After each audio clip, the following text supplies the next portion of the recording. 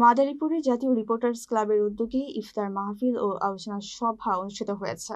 জেলা শাখার সভাপতি মোহাম্মদ তাজুল মাতব্বরের সভাপতিত্বে অনুষ্ঠানে প্রধান অতিথি ছিলেন মাদারীপুর ২ আসনের সংসদ সদস্য জাহানদার আলী মিয়া। সাধারণ সম্পাদক মেহেদী হাসান বাবুর সঞ্চালনায় এতে বিশেষ অতিথি হিসেবে উপস্থিত ছিলেন মোস্তাক আহমেদ, হাজী ইদ্রিস আলী মোল্লা এবং সাংবাদিক শাহাদাত আহমেদ পলাশ। বক্তারা সাংবাদিকতার মানোন্নয়ন ও পেশাগত দায়িত্ববোধের উপর গুরুত্ব আরোপ করেন। আলোচনা শেষে দেশ ও জাতির কল্যাণ কামনায় বিশেষ মোনাজাত করা হয়। নির্বাচিত সরকার যে জাতির উদ্দেশ্যে যে কথা দিয়েছেন সেই কথাগুলো অন্ততপক্ষে বাস্তবায়িত করবে, সেই যুগে আমরা সহযোগিতা চাই। এবং আমি ব্যক্তিগতভাবে আপনাদের 2 আসনের সকলের মানুষের ভোটে নির্বাচিত হওয়ার পরে যে প্রত্যাশা মানুষের সেটা যেন পূরণ করতে পারে, সেই জায়গায় আপনাদের সহযোগিতা আছে, সেই সহযোগিতা চাই। আমি ইতিমধ্যে আপনারা লক্ষ্য করছেন আমাদের দলীয় একটা সিদ্ধান্ত আছে 180 দিনের কর্মসূচি।